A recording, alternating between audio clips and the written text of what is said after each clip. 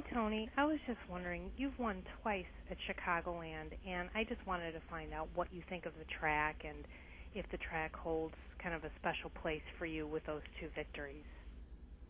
Well, you always like tracks that you win at, but it's fun. I mean, it's a great race for us. I mean, we've got two tracks that are very close to home. Basically a couple weeks away from each other, but a lot of our friends and family and a lot of our friends that are from Wisconsin and Illinois get a chance to come to Joliet to watch us there. So it makes for a really cool weekend. We actually it's not quite as busy as when we go to Indianapolis, so we actually get to spend a little more time with our friends that we don't get to see very often from that area. So we like it. I'm very appreciative the track took the time and put the lights in. It really has added a lot to our race, I think. So looking forward to a great weekend there. Just wondering, when you said that after the track put the lights in, it's added a lot to the race. How so? I mean, does it change the grip? Does it change maybe your strategy, how you actually run the race? Well, it does give the track more grip. I mean, obviously, the cooler the track temperature is, the better grip that we have in the cars. So we definitely get to run faster, but it's the same for everybody. I wish I could say that when the sun goes down at the end of the day that we're the only one that benefits from it. But, I just think there's just something about watching Cup cars racing at night. I mean, if the cars bottom out, you see the sparks, and that's an aspect that you don't normally get to see during a daytime race. So I just think it just adds to the excitement. I've always thought night races were just more exciting in general. Hey, thank you so much. Mm-hmm. Our next question comes from Dwight Drum from racetake.com. Sir, you may ask your question. Thank you. Tony, do NASCAR Hall of Fame drivers and nominees, do you think they differ a lot from present drivers? And how would you compare the Hall of Fame NASCAR nominees, present, maybe even future, to Hall of Fame athletes in other sports? Well, I think there's a lot of similarities. I mean, obviously, by the time you get nominated to go in the Hall of Fame, you've definitely been around for quite some time. But it's no matter what professional sport you're in, whether it's football, basketball, baseball, as time goes on, the sport changes and physically you're different than you were when you were in your peak. So I think there's a lot of similarities there. But I think we saw an example of it last year at Bristol, watching the older guys go back and run the late models there. The sport's changed a little bit since they ran, and definitely in auto racing in particular, the technology changes so fast that what we're doing and the types of cars we're driving now and the setups on the cars are drastically different than when these Hall of Fame drivers were running their cars. So it's definitely a lot different for them.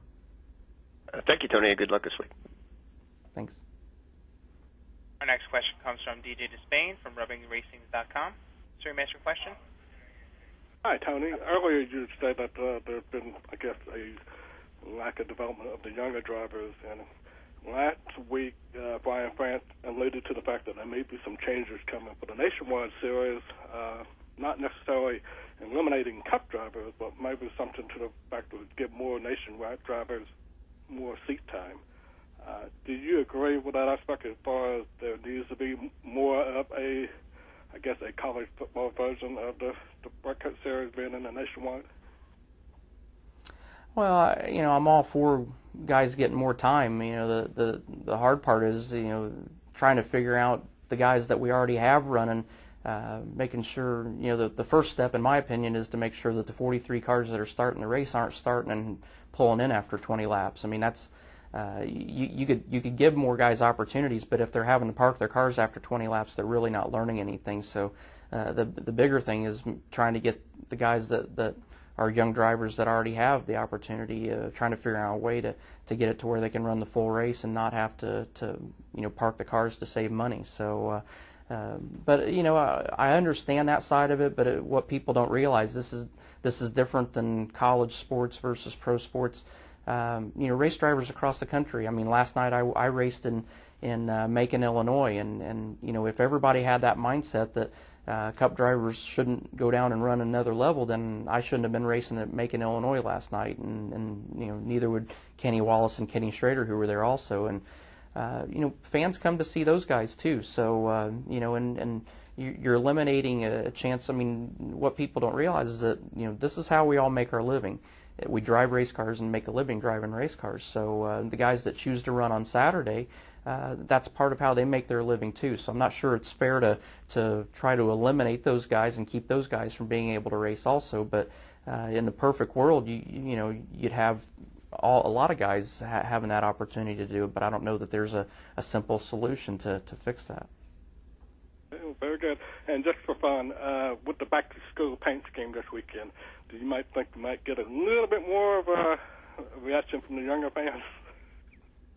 I hope so. I mean, it's I've seen the artwork of the car. It's a pretty cool car this year. I thought last year's scheme was really cool, and this year's is pretty cool too. So I definitely think, and especially after we did the back-to-school car last year, seeing how many kids actually brought them to autograph sessions throughout the remainder of the year was a pretty good indication of how popular it was.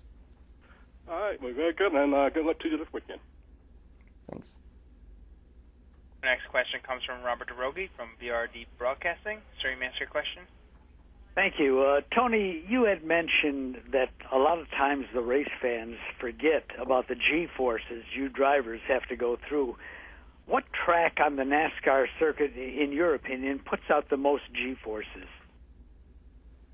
I would say probably, in all reality, Daytona probably has the biggest individual loads as far as because of the bumps of how it loads you in the seat. But Bristol and Dover are two tracks that I can think of that definitely have you pinned in the seat a lot as far as because of how small the tracks are and the loads that we carry through the corners. So you do that for 4 hours and you're loading the right side of your body like that. It's definitely a physical sport that people sometimes forget about.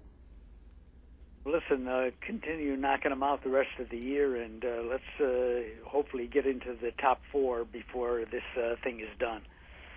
Sounds good. Thank you. Our next question comes from Kristen Rabin from Toledo Free Press. You may ask your question. Looking a few weeks ahead now to August, the last time you were at MAS this year, you finished well, moving up in the Sprint Cup Series rankings. How do you hope to finish in the upcoming race at MIS? And do you think previous times at the track will help you at all? Well, you hope so, but I mean, it helps everybody because everybody gets a chance to learn from the time before. But I think it's kind of an obvious answer of how we want to run. I mean, nobody goes into a race going, I think I'll just try to run 30th to 35th. I mean, we obviously want to win every time we go out. So that's what we're hoping for. I mean, we're trying to improve every week on where we run, and we had a good run there at MIS last time, and hopefully we can have a better one this time and finish a little higher. And are there any aspects of the racetrack that you like particularly about MIS? Yeah, Michigan's a very, very wide racetrack, and the good thing with that is that it gives us as drivers an opportunity to move around to different spots of the track and help ourselves out as far as if our cars aren't handling exactly the way we want.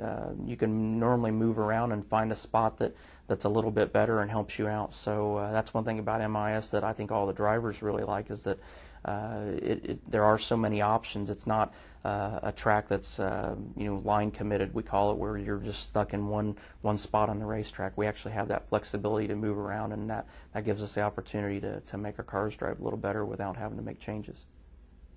All right, well, thank you so much.